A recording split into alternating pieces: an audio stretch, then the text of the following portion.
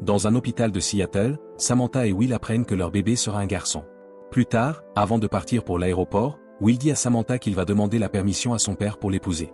À Chicago, Will participe à quelques réunions d'affaires avant de rendre visite aux parents de Samantha, Paula et Tom. Il l'accueille chez eux, mais l'ambiance est clairement très tendue. Pendant le dîner, Tom explique qu'il a entendu dire que Will et Samantha envisagent de vivre ensemble et demande une assurance que si le couple se sépare, Will ne réclamera pas l'argent que Tom a envoyé pour aider sa fille. Will lui répond qu'il a un bon travail et qu'ils n'ont pas besoin de son argent, ce qui déclenche une dispute. Paula tente en vain de calmer les hommes, puis elle commente qu'il se fait tard pour faire partir Will avant que la situation ne s'aggrave. Le lendemain matin, Will est réveillé par un appel vidéo de Samantha et réalise qu'il est en retard pour son vol. Elle veut parler de ce qui s'est passé avec ses parents, mais l'appel est interrompu par des bruits étranges. Samantha explique que l'électricité a été coupée et dit que quelque chose ne va pas, avouant même qu'elle a peur. L'écran commence à dysfonctionner et l'appel se termine. Will tente de la joindre à nouveau sans succès. En chemin vers l'aéroport, Will continue d'appeler, mais Samantha ne répond jamais. Lorsqu'il essaie d'embarquer, il est surpris de découvrir que tous les vols sont annulés. Aux informations, il parle d'événements sismiques majeurs au large de la côte sud de la Californie jusqu'à ce qu'ils perdent contact avec leur studio à Los Angeles. Un rapport annonce des pannes d'électricité et de télécommunications dans l'ouest du pays. Soudain, les écrans tombent en panne et l'électricité est coupée à l'aéroport. Will sort du bâtiment et remarque la panique générale, il donne donc un supplément à un chauffeur de taxi pour qu'il le ramène en ville. En chemin, Will essaie toujours de joindre Samantha, sans succès. Peu après, il revient chez Paula et doit monter les escaliers car l'ascenseur ne fonctionne pas. Il raconte aux parents de Samantha sa dernière conversation avec elle en remarquant des avions de chasse survolant la ville. Le couple fait ses valises, Tom explique qu'il ira chercher Samantha tandis que Paula ira chez leur fils, où il accepte d'accompagner Tom. Arrivé dans la rue, la voiture est bloquée dans un embouteillage terrible alors que la plupart des citoyens tentent de fuir. Le GPS et les services de téléphonie ne fonctionnent pas et les gens pillent les magasins pour se procurer nourriture et carburant. Le duo s'arrête dans un supermarché, Tom entre pour faire des provisions pendant que Will remplit un réservoir d'essence. Une femme s'approche de Will pour flirter et lorsqu'il la repousse, ses amis interviennent. Alors qu'elle s'apprête à casser les vitres de la voiture, Tom leur ordonne d'arrêter. Il fait semblant de vouloir leur donner de l'argent, mais une fois dans sa voiture, il sort une arme et la pointe sur elle jusqu'à ce qu'elle s'en aille. En repartant, Will se plaint que Tom ne lui ait pas dit qu'il avait une arme, et Tom lui rappelle qu'ils n'ont rien perdu grâce à ça. Sur l'autoroute, l'embouteillage est encore pire et l'armée bloque le passage. Tom descend pour parler aux soldats et explique sa situation, qui prennent pitié de lui et le laissent passer. Peu après, il voit des trains se dirigeant vers l'ouest chargés de matériel militaire, ce qui les inquiète davantage. Le soir, une voiture de police leur fait signe de s'arrêter. Will descend pour parler à l'officier, mais Tom comprend immédiatement que ce n'est pas un vrai policier et hurle à Will de revenir. Quand l'inconnu essaie de tirer, Tom recule en voiture pour l'effrayer et finit par percuter le véhicule de police. Will remonte vite et il s'enfuit tandis que le faux policier rate son tir. Comme l'homme les poursuit, Tom demande à Will de charger son arme. Soudain, le faux policier percute leur voiture par l'arrière et Tom doit reprendre le contrôle du volant. Quand l'homme conduit à côté d'eux, Will rate son tir, et Tom lui explique comment charger correctement l'arme. Les voitures continuent de se percuter, Will tire enfin sans succès. En voyant une voiture abandonnée sur le bord de la route, Tom s'en approche et force le faux policier à percuter cet obstacle pour enfin le semer. Peu après, des cerfs apparaissent en plein milieu de la route et Tom doit brusquement tourner, faisant dévaler sa voiture dans une pente et percuter un arbre. Cela permet au faux policier de les rattraper et il pointe son arme sur Will, lui demandant de sortir. Cependant, Tom le surprend par derrière et le frappe à plusieurs reprises jusqu'à ce qu'il perde connaissance. Puis il informe Will qu'il s'est cassé les côtes. Ensuite, le duo monte dans la voiture de police et l'utilise pour remorquer celle de Tom. Le lendemain, ils arrivent dans un parc de caravanes où les habitants locaux se montrent méfiants à leur égard. À l'atelier de réparation, ils rencontrent Ricky, qui accepte de réparer leur voiture. À la radio, les journalistes expliquent que toutes les communications sont coupées, à l'exception des radios amateurs locales et des ondes courtes. Le gouvernement est silencieux et personne ne sait ce qui se passe. Alors que des appels à l'aide se mêlent aux informations, ils remarquent des oiseaux volants en motifs étranges dans le ciel. Quand Tom va aux toilettes, il regarde la grosse ecchymose sur son corps qui le fait beaucoup souffrir. Puis Ricky lui dit qu'elle peut faire une réparation temporaire sur la voiture, mais qu'elle risque de tomber en panne à nouveau en plein voyage.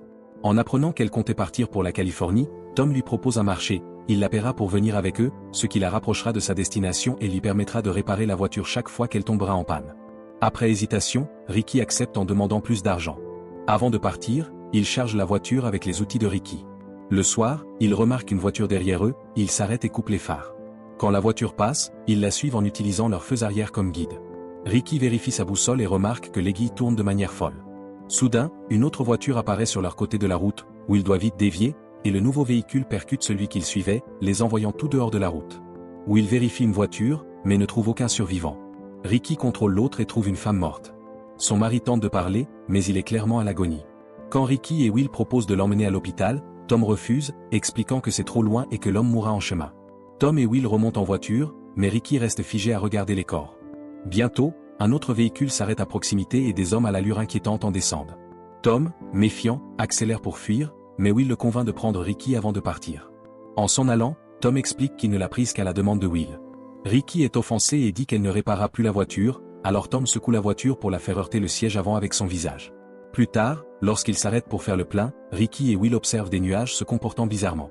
Soudain, la foudre frappe un poteau électrique et une énorme tempête éclate. Tom a du mal à conduire car même avec les phares, la visibilité est mauvaise, il décide donc d'attendre sous un pont que la pluie cesse. Le lendemain, le voyage continue sous un meilleur temps. En passant près d'une tour radio, la radio de la voiture capte un signal. Le journaliste annonce qu'il n'y a toujours pas d'internet, pas de réseau cellulaire, ni de nouvelles du gouvernement. À quelques kilomètres, il trouve la route bloquée par les locaux et leurs véhicules. Le shérif se montre méfiant, mais les laisse passer lorsque Will cite le nom de toutes les personnes qu'il connaît dans cette ville. Ensuite, Will s'arrête chez son amie Meg, qui confie ne pas avoir eu de nouvelles de son mari depuis son départ en voyage d'affaires avant l'incident. Will en profite pour prendre une douche, Ricky fait l'entretien de la voiture et Tom remplit leur bouteille d'eau.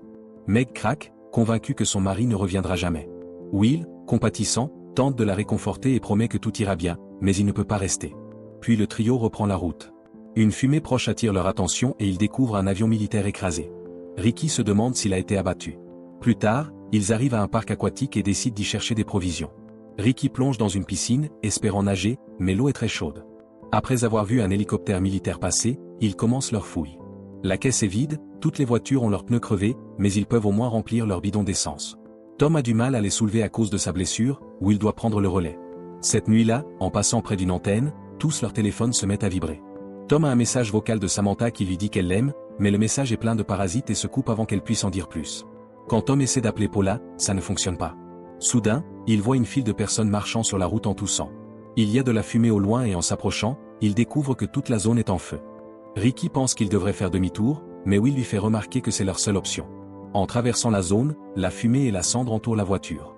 Will s'arrête en voyant une femme au milieu de la route qui explique qu'elle a un pneu crevé. Ricky et Will veulent l'aider, mais des hommes armés surgissent de leur cachette. Ils avaient forcé la femme à faire le guet comme appât. Ces hommes essaient de voler leur carburant et Will tente de se battre contre l'un d'eux, mais il est facilement mis à terre en quelques coups. Quand Tom essaie d'attraper son arme, il se fait mal aux côtes cassées et tombe, submergé par la douleur. Après avoir forcé Ricky à remplir leur réservoir, les hommes volent tous les bidons d'essence et prennent la fuite. Le trio remonte dans leur voiture et Will demande à la femme de les accompagner, mais elle veut rester auprès de son mari inconscient. Une poursuite s'engage à travers la fumée, les voleurs ouvrent le feu, et Will riposte en percutant leur voiture. Tom tousse encore et peut à peine bouger, il donne son arme à Ricky qui, après quelques tirs ratés, parvient à crever les pneus des assaillants, provoquant le renversement de leur voiture sur le toit. Ricky se précipite pour récupérer les bidons d'essence, mais un homme refuse de lâcher prise. Après une lutte intense, elle récupère un bidon, Will l'exhorte à fuir car il a vu une fuite de carburant. Heureusement, ils sont assez loin quand la voiture explose. Peu après, Ricky demande à Will de s'arrêter, elle sort en sanglotant, réalisant qu'elle a tué les hommes en provoquant l'accident. Tom et Will lui rappellent qu'elle les a sauvés, mais la laissent avoir un moment pour elle. Au lever du soleil, Ricky n'est toujours pas revenu, Will l'appelle sans réponse et remarque que ses affaires ont disparu. Tom admet qu'il n'aurait pas dû lui demander de venir. En continuant le voyage, Tom commence à cracher du sang, il s'arrête sur un site d'accident avec des voitures et un train, Will part chercher du carburant. À son retour, il trouve Tom incapable de respirer, ses poumons s'effondrant. Pour soulager la pression, Will lui insère une aiguille dans la poitrine, ce qui l'aide à respirer à nouveau. Après leur départ, Tom demande à Will de promettre de bien prendre soin de Samantha. Il se lie autour de leurs histoires familiales, et Tom admet enfin que Will est un homme bien. Il sait que Samantha est enceinte et est convaincu que Will sera un bon père. Le soir, il traverse un pont où beaucoup de voitures abandonnées bloquent la route. Un groupe d'hommes armés les arrête, mais Will explique que son ami a besoin de soins médicaux.